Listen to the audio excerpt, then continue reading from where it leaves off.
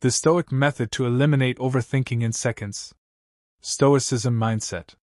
Right now, in this exact moment, your mind is doing something to you. Not for you. To you. It is replaying a conversation that ended weeks ago. It is rehearsing a scenario that may never happen. It is building entire catastrophes out of situations that exist only in your imagination, stacking worry on top of worry until the pile becomes so heavy you cannot breathe underneath it. And the terrifying part? You did not choose any of it. The thoughts just arrived. Uninvited. Relentless. And the moment you tried to stop them, the moment you told yourself to just calm down, just stop thinking about it, just let it go, they got louder. Because that is what overthinking does. It feeds on your resistance. It grows in the space between what you want your mind to do and what it actually does. And the harder you fight it, the deeper it pulls you under. I want you to know something before we go any further. You are not broken. You are not weak. You are not uniquely damaged because your mind will not be quiet. You were simply never given the right tools. The right tools have existed for over 2,000 years. They were developed by some of the most tested, most battle-hardened human beings who ever lived, men who faced war, exile, slavery, loss, and empire, and who discovered, through relentless practice and honest self-examination, exactly how to quiet a mind that refuses to stop. Today I am going to hand you those tools. Every single one of them. By the time this video ends, you are going to understand overthinking in a way you never have before, where it actually comes from, why your current strategies are making it worse, and precisely what to do the moment it starts to take hold of you. This is not theory. This is not another list of tips you forget by tomorrow. This is a complete Stoic system for reclaiming your mind. Stay with me until the very end. Because what is waiting for you on the other side of this video is a quieter, clearer, more powerful version of yourself than you have felt in a very long time. Part 1. What overthinking actually is. Before you can eliminate overthinking, you need to understand what it actually is. Not what it feels like. What it actually is. Because most people misidentify the problem entirely, and that is exactly why their solutions never work. Overthinking is not thinking too much. Read that again because it matters. Overthinking is not an excess of intelligence, or curiosity, or depth. It is not your brain working too hard. It is not even anxiety in the clinical sense, though the two are deeply connected.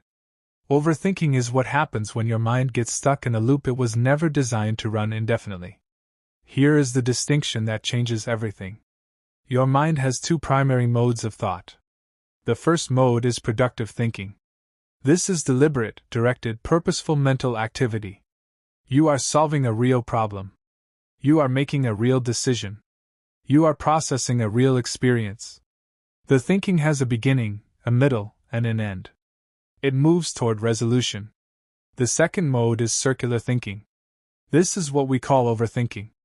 It does not move toward resolution. It moves in circles, returning endlessly to the same fears, the same uncertainties, the same unanswerable questions, generating the feeling of mental activity without producing any useful output whatsoever. The Stoics recognized this distinction with extraordinary clarity. Marcus Aurelius wrote in his private journals about the danger of what he called useless impressions, thoughts that the mind latches onto not because they are true or useful, but because they are familiar. Because the mind, left unguided, will always return to what it knows, even when what it knows is painful. This is the first crucial insight. Overthinking is a habit. Not a character trait. Not a disorder. A habit. And like every habit, it was formed through repetition, and it can be broken through repetition. But here is where it gets even more interesting. Modern neuroscience has confirmed what the Stoics understood intuitively. The part of your brain responsible for overthinking, the default mode network, is literally the part that activates when you are not deliberately directing your attention anywhere specific. In other words, overthinking is your brain's default setting. It is what your mind does when it is not given a clear destination. Which means the solution is not to fight the thoughts. It is not to suppress them. It is not to distract yourself with your phone or your food or your Netflix queue.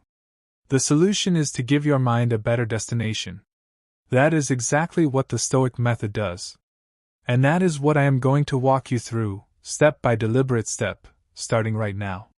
But first, let me show you why everything you have probably already tried has been working against you. Part 2: Why your current strategies are failing you. If you are watching this video, you have almost certainly tried to solve your overthinking already. You have told yourself to stop. You have tried to think positively. You have distracted yourself. You have talked about it endlessly, journaled about it, Googled it at midnight hoping for an answer that would finally make the noise stop. And none of it worked. Not completely. Not for long. Here is why. Strategy 1 that fails: suppression. Telling yourself to stop thinking about something is one of the most counterproductive things a human mind can do. There is a famous psychological experiment that proved this definitively. When people were told specifically not to think about a white bear, to force the thought out of their mind, the white bear became the most dominant thought in their consciousness. This is called the rebound effect. And it explains why telling yourself to calm down, stop worrying, or just let it go almost always has the opposite result. When you push a thought away, your brain has to keep checking: is the thought gone? Is it gone yet? Which means it is actually thinking about the thought more, not less. The Stoics never suppressed. They observed. And the difference is everything. Strategy 2 that fails: distraction. Distraction feels like relief because it temporarily interrupts the loop. You pick up your phone. You turn on a show. You call someone. The thoughts quiet for a moment. But the moment the distraction ends, the loop resumes, often with more intensity than before, because you gave it time to gather momentum in the background while your attention was elsewhere. Distraction is not resolution. It is postponement. And postponement has interest. Every time you distract yourself from an uncomfortable thought instead of processing it properly, you are borrowing against your future peace and paying a higher rate each time. Strategy 3 that fails: reassurance seeking. This is perhaps the most seductive trap of all, and the one most people never recognize as a trap. When you are overthinking, reaching out to someone to talk about it feels productive. You are processing. You are connecting. You are not alone with the thought anymore.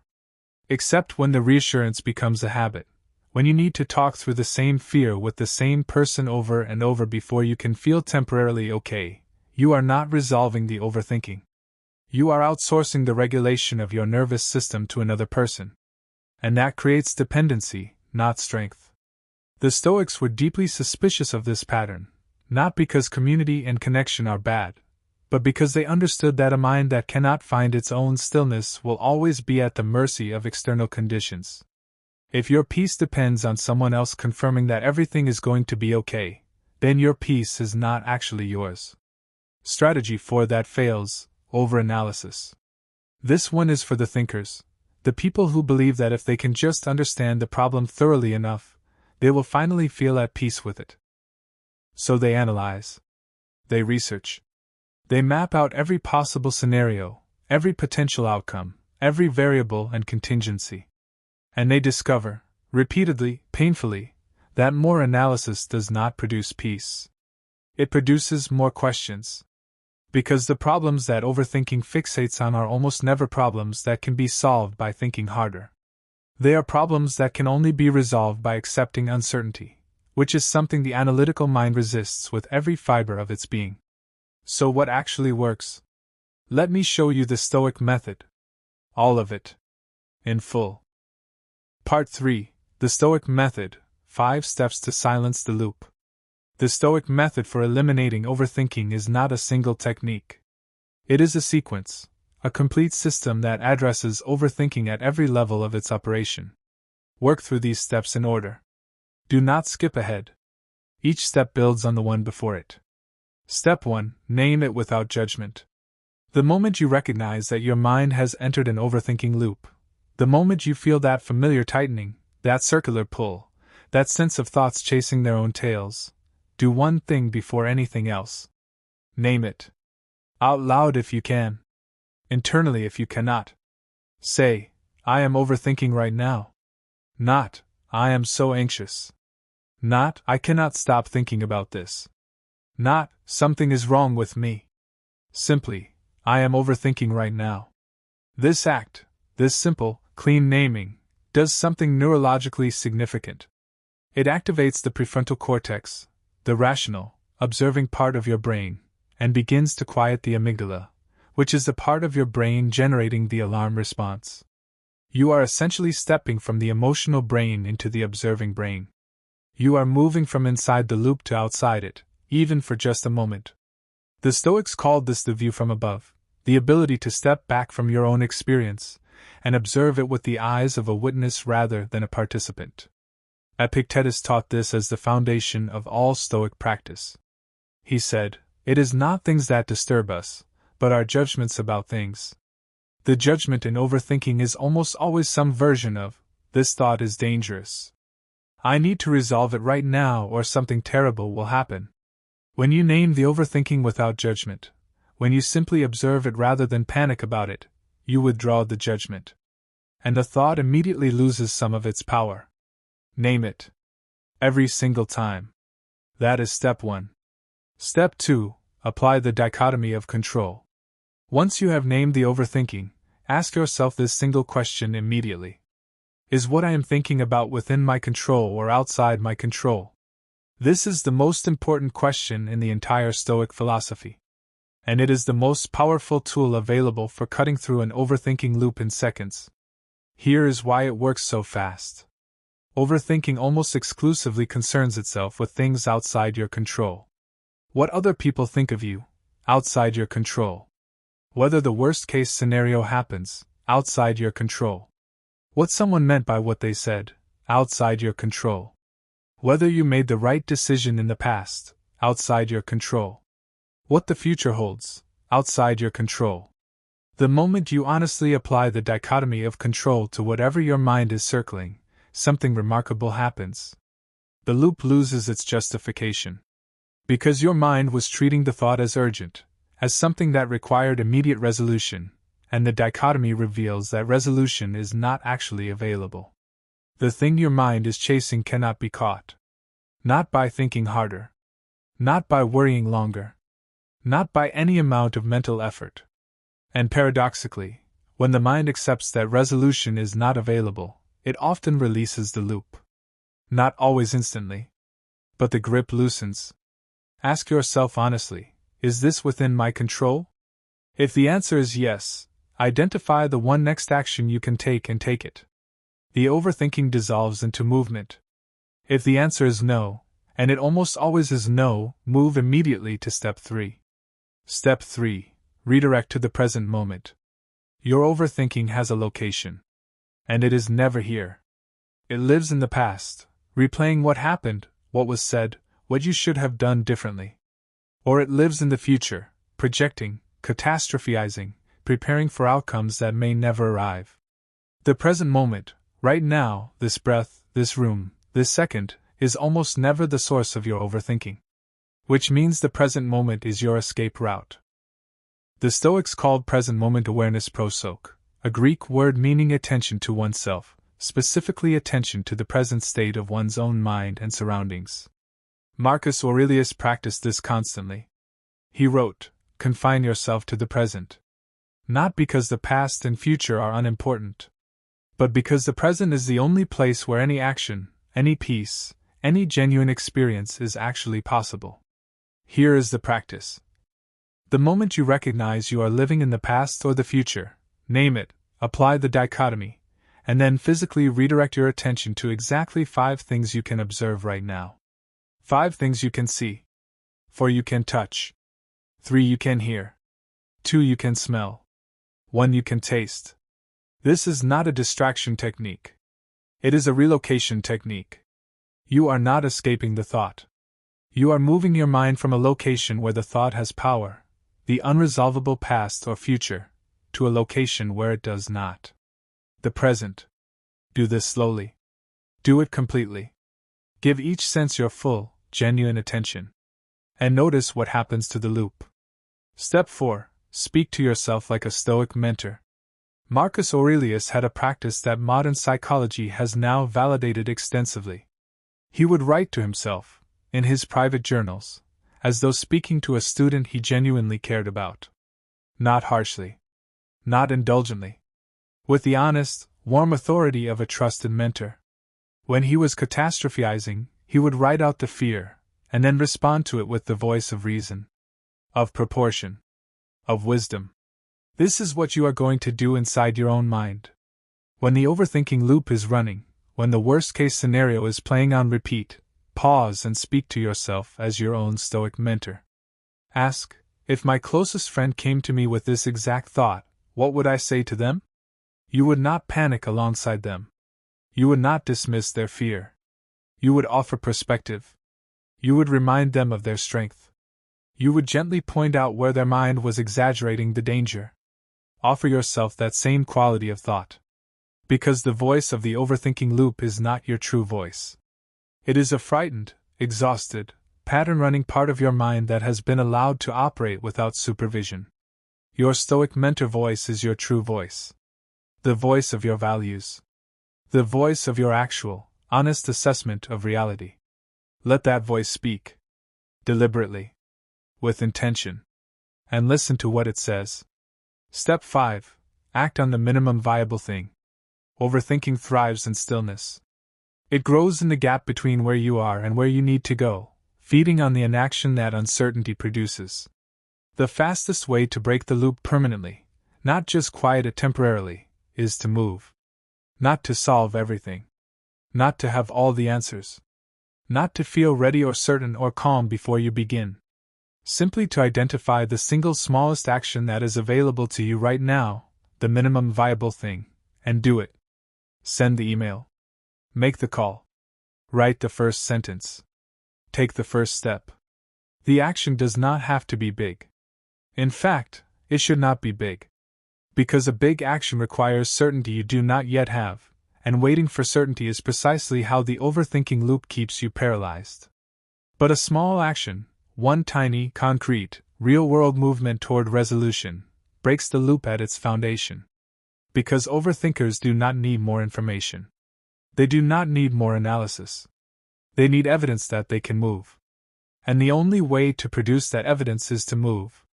Once you move, even slightly, the energy that was feeding the loop now has somewhere to go. The mind shifts from circular to directional. From stuck to in motion. And motion, as every Stoic understood, is the natural state of a healthy mind. Name it. Control it. Presence it. Mentor it. Move. Those 5 steps are your complete Stoic system for eliminating overthinking, not someday, not after more research, but in the next few minutes, the next time your mind tries to swallow you whole.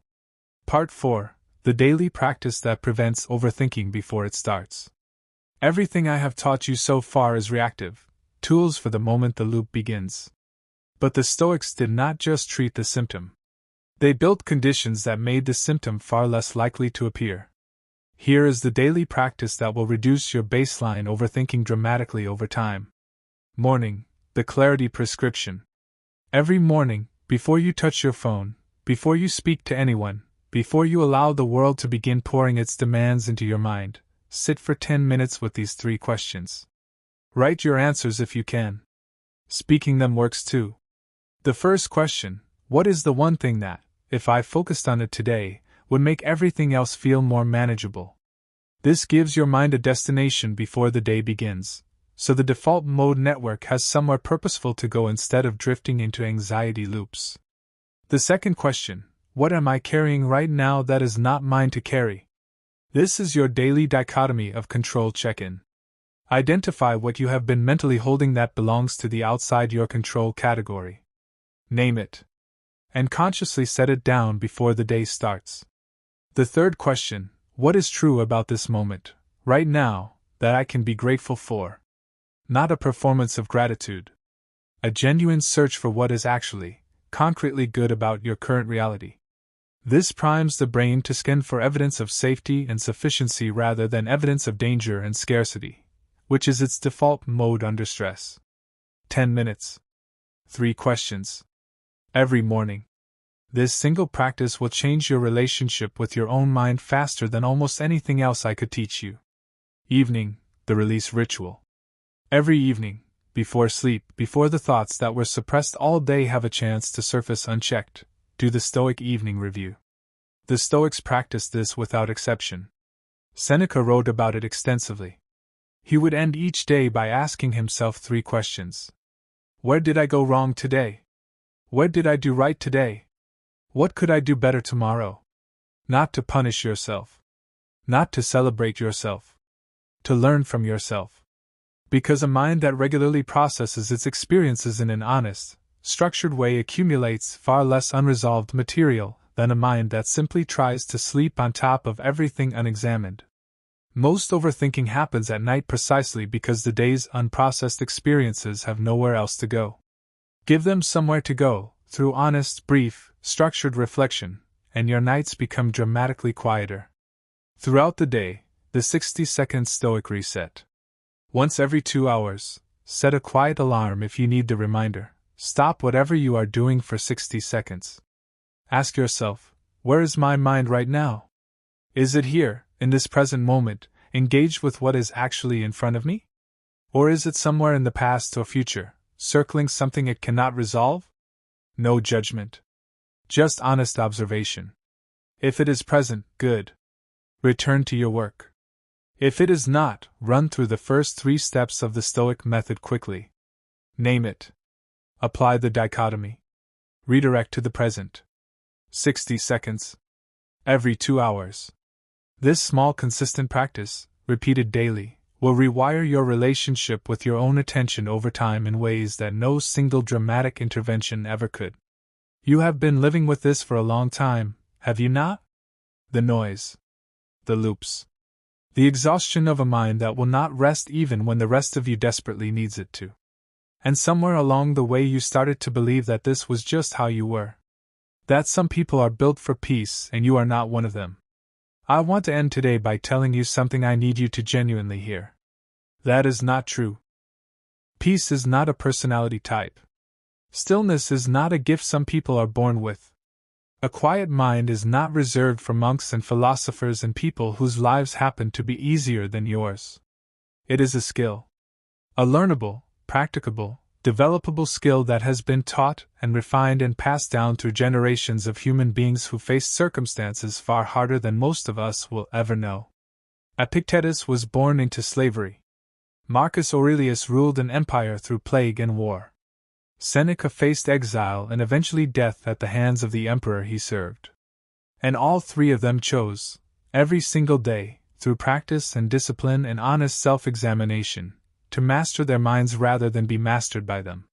That same choice is available to you. Not someday. Not when your life settles down. Not when the circumstances finally cooperate. Right now. With the mind you have. In the life you are living. Starting with the very next thought that tries to pull you into a loop you did not choose. Name it. Check the dichotomy. Come back to the present. Speak to yourself with wisdom. And move. That is the Stoic method. That is your system. And it works every single time you actually use it. Now before you close this video, do one thing. Scroll down to the comments right now and write the word that describes what you most want your mind to feel like. Calm. Clear. Free. Still. Strong. Whatever your word is, write it. Claim it. Let it be the intention you carry into the rest of your day. And if this video gave you something real today, if something landed, if something shifted, if you feel even slightly more equipped to handle your own mind than you did 45 minutes ago, then do one thing that costs you nothing and means everything. Subscribe to this channel right now. Hit that subscribe button. Turn on the notification bell. Because every single week on this channel we go this deep, into the Stoic philosophy, into the psychology of the unshakable mind, into the practical tools and daily practices that help you build a life of genuine clarity, strength, and peace. This is not motivation that fades. This is a practice that compounds. And the people in this community are proving that every single week. If you are not yet part of it, today is your day to join. Subscribe. Share this video with one person whose mind needs a little more peace right now. Because someone in your life is lying awake tonight, caught in a loop they do not know how to escape. Send this to them. It might be exactly what they needed to find. I will see you in the next video. Keep practicing. Keep building. Your mind is worth the work.